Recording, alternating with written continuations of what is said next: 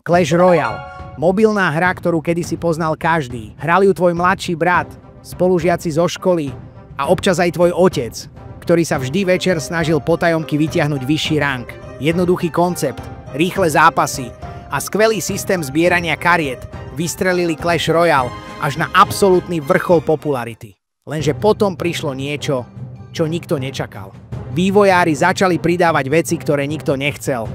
Hra stratila balans a hráči začali postupne miznúť. Dokonca aj tí najvernejší fanúšikovia nechápavo krútili hlavami. Čo sa teda stalo s Clash Royale? Prečo hra, ktorú kedysi všetci milovali, postupne začala padať dole a strácať hráčov? Dnes si ukážeme vzostup, ale najmä detailný pád tejto legendy medzi mobilnými hrami. Ako vznikla hra a čím bola výnimočná? Clash Royale vyšiel v marci roku 2016 a za jeho vývojom nestal nikto iný ako štúdio Supercell. Fínsky vývojári, ktorí už predtým preslávili mobilné hry ako Clash of Clans alebo Heyday. Na začiatku málo kto očakával, že hra bude až taký úspech. Supercell jednoducho vzal niekoľko postáv z populárneho Clash of Clans, spojil ich s novými kartičkami a vytvoril jednoduchú stratégiu, kde v 3-minútových zápasoch bojuješ proti hráčom z celého sveta. Žiadne dlhé zápasy, žiadne čakanie, proste čistá zábava. A práve to bolo kúzlo Clash Royale. Jednoduché pravidlá, ale nekonečne veľa možností. Mohol si skladať vlastné deky, zbierať legendárne karty a tešiť sa na každú novú truhlicu, ktorú otvoríš. Tá radosť, keď ti konečne padol Mega Knight alebo Miner, bola doslova návyková. Veľký boom prišiel, keď Clash Royale ovládol aj YouTube a streamovacie platformy. Streamery ako Surgical Goblin či Orange Juice získavali milióny videní a pomáhali hru presláviť po celom svete. Každý hráč sa učil ich stratégie, sledoval ich tipy a triky a Clash Royale postupne dobýval nielen mobily, ale aj e-sportové turnaje. Áno, e-sporty Clash Royale sa stal taký populárny, že vývojári začali organizovať veľké svetové šampionáty, kde súťažiaci bojovali o obrovské finančné odmeny. Toto bol čas, keď Clash Royale naozaj žiaril. Hráči boli nadšení, hra bola čerstvá, živá a stále niečo nové ponúkala. Zlatá éra Clash Royale. Každá populárna hra má svoju zlatú éru. Čas, keď hráči cítia, že vývojári chápu, čo robia a každá aktualizácia prináša niečo nové a vzrušujúce. Pre Clash Royale to bolo obdobie zhruba od 2017 do 2019. Vtedy Supercell presne vedel, čo jeho hráči chcú. Každá nová sezóna bola originálna, plná zaujímavých tém a odmien. Legendárne karty ako Bandit, Electro Wizard alebo Night Witch kompletne menili štýl hry a hráči boli nadšení z každej novej aktualizácie. Deky boli rôznorodé a každý hráč si mohol nájsť vlastnú stratégiu. Obrovský úspech však mala aj nová funkcia, ktorá umožňovala hrať zápasy 2 proti 2. V režime 2v2 už hráči nemuseli hrať iba sami proti súperovi, ale mohli si spojiť sily s kamarátom alebo náhodným hráčom z celého sveta. Tento nový štýl hry priniesol veľkú dávku zábavy a bol jedným z najpopulárnejších režimov vôbec. Najväčšiu radosť však hráčom stále prinášali Clan Wars, vojny klanov, kde si mohli spolu s kamarátmi merať sily s ostatnými klanmi po celom svete. Bol to systém, ktorý perfektne fungoval a držal komunitu pokope. Ľudia spolu komunikovali, vytvárali stratégie a bavili sa. Clan Wars bol hlavný dôvod, prečo hráči zostávali pri hre celé mesiace či dokonca roky. Navyše, Clash Royale bol stále férový. Áno, mohol si niečo kúpiť, ale nikdy to nebolo tak, že by platiaci hráči mali automaticky istú výhru. Hra stále zostávala dostupná a zábavná aj pre hráčov, ktorí nechceli investovať peniaze. No práve keď si všetci mysleli, že Clash Royale nemôže nič ohroziť, začali vývojári robiť jednu chybu za druhou. A to bol začiatok konca. Začiatok veľkých problémov prišiel v roku 2020 s príchodom Clan Wars 2. Supercell vtedy urobil rozhodnutie, ktoré nikto nechápal. Rozhodol sa úplne zmeniť systém vojny klanov, ktorý dovtedy bez problémov fungoval. Nové Clan Wars 2 priniesli nejasné pravidlá a chaos. Množstvo hráčov vôbec nepochopilo, ako majú nový systém vlastne hrať. Pribudli veci, ktoré nikto nechcel, napríklad starostlivosť o Clan Boat, teda klanovú loď, ktorú museli hráči spoločne posúvať dopredu. Celý tento koncept bol pre mnohých hráčov neprehľadný, komplikovaný a nudný. Výsledkom bolo, že ľudia prestali vojny klanov hrať. Klanové vojny boli kedysi hlavným dôvodom, prečo sa hráči denne vracali do hry, no Clan Wars 2 zničil komunitu. Ľudia začali z klanov odchádzať. Množstvo klanov sa úplne rozpadlo a hra postupne stratila svoju hlavnú motiváciu, ktorá držala hráčov pokope. Ďalší krok, ktorý výrazne prispel k úpadku Clash Royale, bolo zavedenie tzv. Magických predmetov, Magic Items. Supercell ich pridal s cieľom zrýchliť postup novým hráčom, ktorí si tak mohli veľmi rýchlo vylepšiť svoje karty. Na prvý pohľad to znelo dobre, no realita bola úplne iná. Problém bol v tom, že dlhoroční hráči, ktorí predtým venovali hre celé mesiace, či dokonca roky, sa zrazu cítili oklamaní. Predstav si, že tráviš stovky hodín hraním zápasov a poctivo zbieraš karty, aby si ich vylepšil. Potom príde niekto nový a len vďaka magickým predmetom si tie isté karty vylepší za niekoľko dní. Pre starších hráčov bolo takéto rozhodnutie vývojárov jednoducho nefér.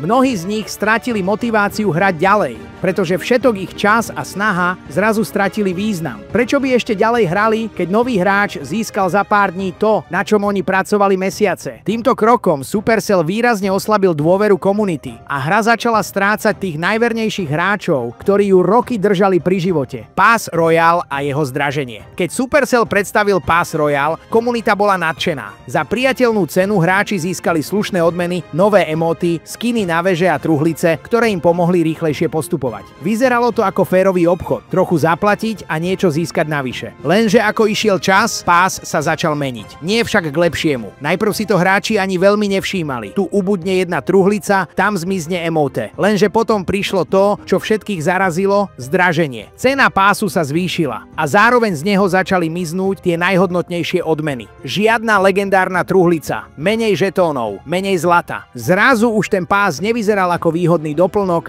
ale ako premrštený nákup. Mnohí hráči si začali klásť otázku, či sa im vôbec oplatí zaň platiť. A veľa z nich si odpovedalo jednoznačne nie. Okrem toho sa začalo ukazovať, že hráči, ktorí si pás kúpili, mali výrazne väčšiu výhodu oproti tým, ktorí hrali zadarmo. Už to nebolo len o kozmetike, ale o reálnom posune v hre. Kto neplatil, ten zaostával. Týmto rozhodnutím si Supercell odstrihol veľkú časť svojej základne. Mnohí hráči prestali do hry investovať peniaze úplne, iní odišli. Dôvera bola opäť narušená a hra sa začala meniť na niečo, čo už nepripomínalo tú starú dobrú verziu, ktorú ľudia milovali. Pay to win. Keď víťazí ten, kto platí. Zdraženie Pass Royale nebolo len o vyššej cene. Bol to signál, že smerovanie hry sa začína meniť. Clash Royale sa postupne premenilo na systém, kde mal výhodu každý, kto bol ochotný otvoriť peňaženku. Čím viac si platil, tým viac si mohol mať. Rýchlejšie vylepšené karty, viac truhlíc, špeciálne ponuky, gemy, magické predmety, všetko dostupné len za peniaze. Hráč, ktorý neinvestoval, jednoducho nestíhal držať krok. Zápasy tak čoraz častejšie vyzerali nespravodlivo. Na jednej strane hráč s maxnutými kartami, silnými evolúciami a výhodami z pásu. Na druhej strane niekto, kto síce vedel hrať, ale nemal šancu, pretože jeho karty boli o 2 úrovne slabšie. A práve to začalo ničiť pôvodnú myšlienku hry, že rozhoduje skill,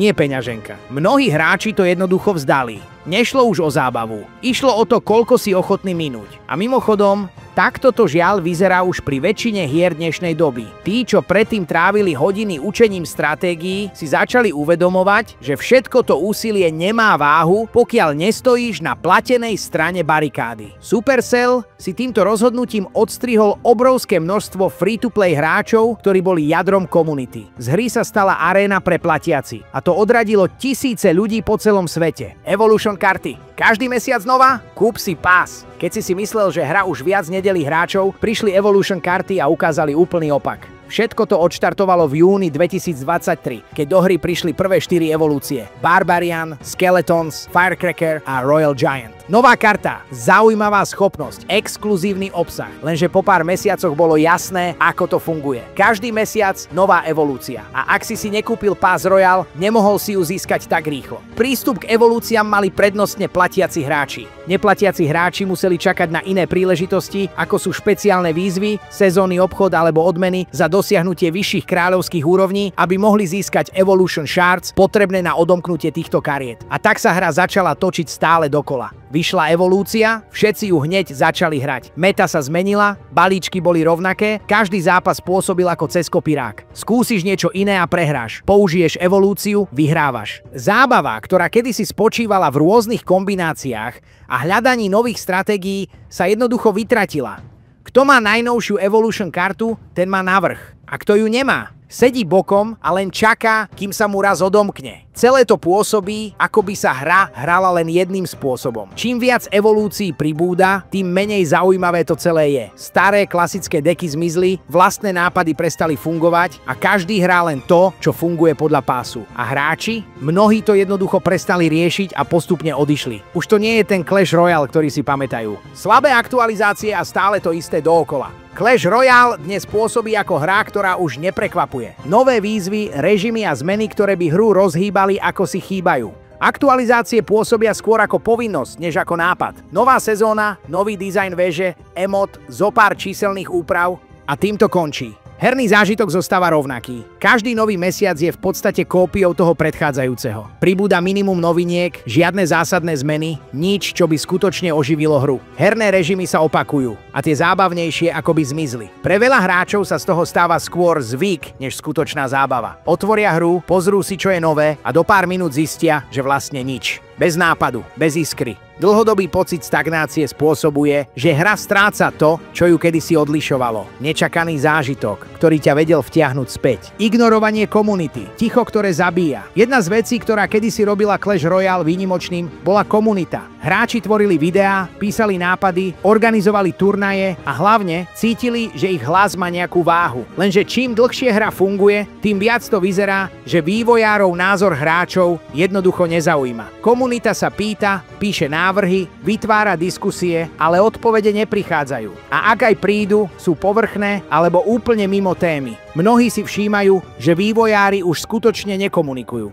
Žiadne reakcie na konkrétne otázky, žiadne vyjadrenia k veciam, ktoré hráčov trápia. Hráči cítia, že hra sa posúva smerom, s ktorým nesúhlasia a zároveň nemajú žiadny spôsob, ako to ovplyvniť. A to je najhoršie, čo sa môže stať, keď máš pocit, že tvoj názor je úplne bezcenný. Ticho medzi komunitou a vývojármi postupne zabíja záujem. Ľudia prestávajú investovať energiu do niečoho, čo ich nepočúva. Netvoria obsah, nezapájajú sa a z komunity, ktorá kedysi žila vlastným životom, zostáva len prázdno. Čo zostalo z kedysi legendárnej hry? Dnes už Clash Royale nie je to, čo býval. Hráčska základňa sa výrazne zmenšila. Áno, stále existuje komunita, stále sa nájdu hráči, ktorí si zapnú zápas alebo sa občas vrátia pozrieť, čo je nové. Ale tá energia, ktorá tu bola kedysi, je dávno preč. Hra stále beží, každý mesiac máš novú sezónu, niečo sa pridá, niečo sa zmení. No ten pocit skutočnej novinky alebo prekvapenia už chýba. Väčšina veteránov je preč a tí, ktorí zostali, si často kladú otázku, má to ešte vôbec zmysel? A čo budúcnosť? Clash Royale by sa ešte stále mohol vrátiť na výslne. Ale len vtedy, ak sa vývojári konečne pozrú pravde do očí. Hra nepotrebuje ďalšiu evolúciu, ďalší zdražený pás alebo nový skin.